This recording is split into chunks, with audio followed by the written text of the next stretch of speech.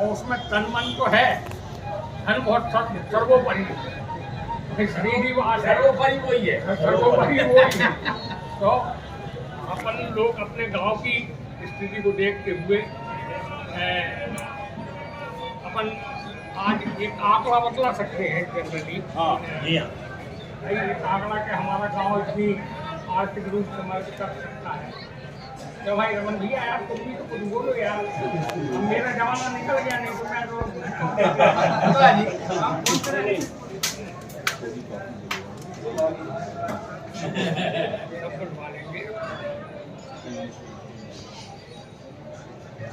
देखिए, एक बात है, यज्ञ हमारे भारत आध्यात्म में एक ऐसी चीज है कि यज्ञ का तत्काल फल मिलता है। तो वो कब मिलता है जब हम सात्विक वृत्ति से यज्ञ करते हैं और हमारी भावनाएं रहती हैं। नहीं तो आज कुकर्मी आदमी तो करोड़ों दे सकता है, हमें वो कुकर्मी भी नहीं चाहिए। हमें आपकी भावना और सद्भावना और आपकी स्थिति को देखते हुए आर्थिक मदद यज्ञ में होना चाहिए। महाराज जी, मुद्गल महाराज जी जो थे, उन्होंने अपने इस क्षेत्र में जब से कदम रखा 28 यज्ञ किए उन्होंने। और अभी भी उनके बेटे को लखनऊ से ऑफर आया कि कलेक्टर ने और शासन ने पूरी मंजूरी दे दी, आप यहाँ जाओ यज्ञ कर लो। विषम परिस्थितियों को, देश की स्थिति को देखते हुए अपन ने विचार किया कि रेवा खंड के किनारे हम ये यज्ञ करें। सांगाखेड़ा में ही क्यों विचार हुआ, उसके पीछे भी एक धारणा है, एक भावना है। महाराज श्री पर एक देवत शक्ति आई थी। पंडित शिवदयाल शास्त्री मंडला के थे वो, और माँ नर्मदा के किनारे वो उन्होंने साधना भगवान भोलेनाथ की थी। और वो अपनी दिव्य शरीर से महाराज जी के शरीर पर आए थे, और उनका एक ही सिद्धांत था, सर्वे भवन्तु सुखिनः। उन्होंने अनेक हजारों लोगों को ठीक किया। तो ये सौभाग्य सांगाखेड़ा का है। अब इस सौभाग्य की घड़ी को आप लोग आगे ले जाएं, ये हमारी भावना है और आपके सहयोग। हम तो इतने कह सकते हैं। और जहाँ तक आज के संस्कार की बात है, महाराज जी मुद्गल जी ने जो संस्कार दे के गए बच्चों को, ये उनके बेटे हैं दोनों, आज ये उसी लाइन पे चल रहे हैं। जबकि आज की पीढ़ी क्या है कि पैसा आओ और कुकर्म में लग जाओ। क्षमा करना, मैं ये बात बोल रहा हूँ, लेकिन ऐसा नहीं है इनके अंदर। आप समर्पित भाव से करेंगे तो आप उसका प्रतिफल तत्काल पाएंगे। ये मैं आपसे गारंटी कह रहा हूँ, ये मैं गारंटी से बात कर रहा हूँ। मैं स्वाप को रहता हूँ, लक्ष्मी सोनी राम मेरा। महाराज जी की मैंने देखी है उनकी कार्यशैली और उनका काम। यही मैं आपसे निवेदन कर रहा हूँ। आपके गांव से आप कैलाश भैया ने जैसा कहा कि आप कितना मदद कर सकते हैं, उस आधार पर ही हम आगे का विचार बनाएं। ये आपके ऊपर निर्भर करता है। किसी पे बोझ नहीं है, किसी पे दबाव नहीं है, कहीं कुछ नहीं।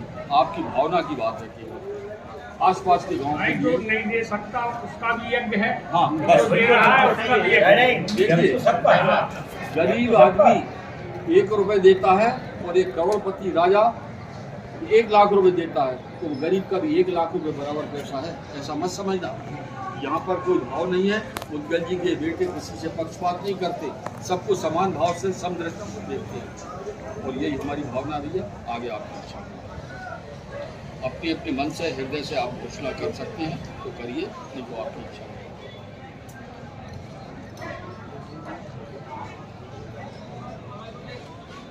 और पूज्य महाराज श्री के सानिध्य में विराट कार्यक्रम मदागन घाट पर हुआ। उसके उपरांत पूज्य महाराज श्री का पादार्पण हुआ और सूक्ष्म रूप से उनका उपस्थिति आज भी हम महसूस करते हैं। और उनकी ही कृपा है कि जब से वो संसार को छोड़कर पलायन किए हैं, उसके उपरांत जो आयोजन उनके द्वारा किए जा रहे थे वो निरंतर धारा प्रवाह चल रहे हैं। और उनका ही आशीर्वाद है, क्योंकि उनके द्वारा ही उनके जीवन काल में ये शब्द कहे गए थे कि मैं रहूं या ना रहूं, इस धर्म की ध्वजा को आप लोगों को, धर्म से जुड़े लोगों को पताका को फहराना है। तो बस उसी कार्य को पूज्य महाराज श्री के चिरंजीव हमारे अग्रज आदरणीय श्री प्रकाश चंद जी, पंडित प्रकाश चंद जी मुदगल, उनके द्वारा आयोजित किया जा रहा है। प्रथम आयोजन है इसलिए, और हम आप लोगों का, क्योंकि महाराज श्री के सामने हमने कभी इतना बात ही नहीं की, क्योंकि उनके आशीर्वाद से हर कार्य पूर्ण होते रहे हैं। और विराट यज्ञ 28 यज्ञ का आप खुद अंदाज लगा लें कि बड़े बड़े मतलब सिटी में, बड़े बड़े क्षेत्र में, और इतने विराट आयोजन निर्विघ्न संपन्न होना, ये भी दैवीय शक्ति का महाराज जब वो थे तब उनका यहाँ था भी विचार पहले से, क्योंकि हम सौभाग्यशाली इसलिए कि आप उनके बचपन के मित्र, आप और उन्होंने एक साथ एक आंगन में खेले, चाचा जी और, तो आप लोग तो ज़्यादा जानते हैं, तो ये तो उनके लिए घर है। जी हाँ,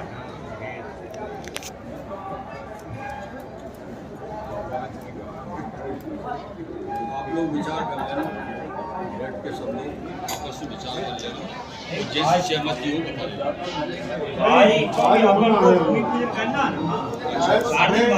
या देखिएगा, मेरा निवेदन एक और है, समय के अनुसार इसके पूर्व लखनऊ में मैंने, जैसा पूज्य हमारे चाचा जी ने बताया, कार्यक्रम की रूपरेखा बनी, वहाँ से संपर्क भी हुआ, लेकिन चूंकि लखनऊ कुछ ज़्यादा दूरी पर भी स्थित है, आना जाना मार्ग है और मतलब परेशानी ना हो, इसको ध्यान में रखते हुए नज़दीक में कहीं आसपास अपने क्षेत्र में जहाँ महाराज श्री का निवास रहा, इसलिए ये प्रयास किया कि अपने क्षेत्र में या अपने स्थान को अपन छोड़े, ज़्यादा दूर ना जाए, पहले यज्ञ यही करें।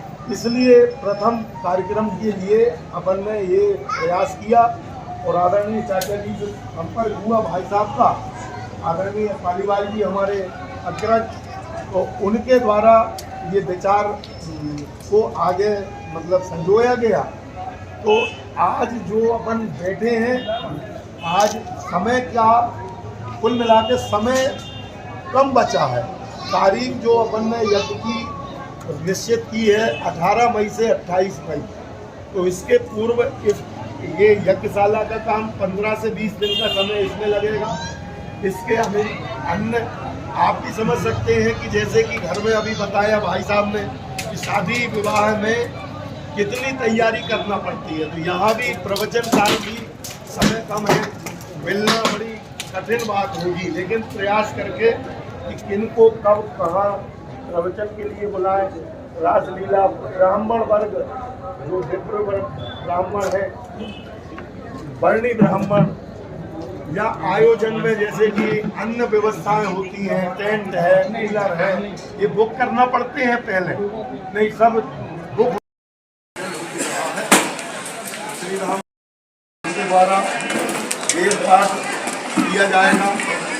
प्रातः 8 साढ़े 8 बजे के आसपास रुद्राभिषेक का जो शिवलिंग निर्माण और रुद्री निर्माण रुद्राभिषेक आयोजन, इसके उपरांत मध्याह्न में प्रवचन का क्रम, जिसमें अलग अलग दिनों में अलग अलग प्रवचनकारों का अपन प्रयास करते हैं, जिसका जैसा समय मिल जाए।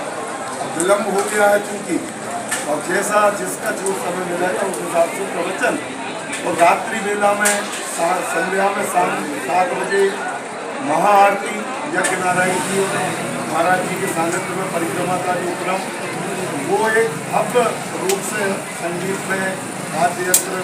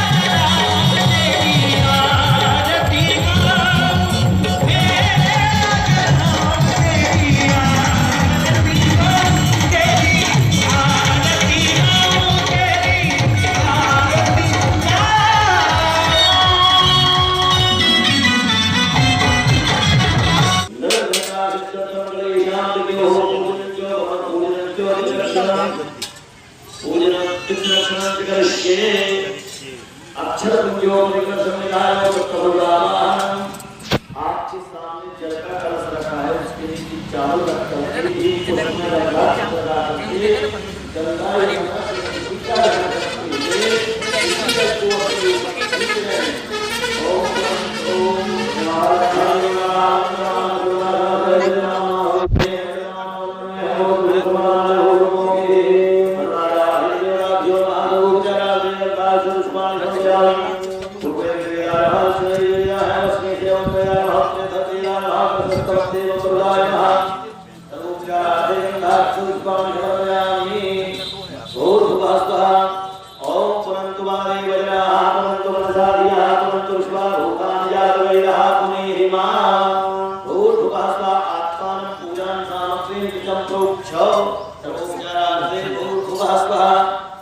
इसके बाद जो है दीपक का पूजन करना है। उसके बाद नक्षत्र लगा करके दीपक का पूजन कीजिए। इधर देखिए पंडित जी लोग बोल यज्ञनारायण भगवान की जय। इसके बाद नक्षत्र लगा के दीपक को चढ़ा दे। ओम त्रियो त्रियो हरे स्वाहा त्रियो त्रियो हरे स्वाहा। ओम श्री बसवदेवताय नमः। सर्वोपचारार्थे यथाक्षसन्मानं समर्पयामि। ऊर्ध्वभास्वादि बसवदेवताय नमः। सूर्यार्घ्यं भगवान सूर्य को अर्घ्य दीजिए। वीडियो बना रही हूँ मैं, फोटो नहीं खींच रही। ओम आत्मने नरसावतानो निवेशनं नमः।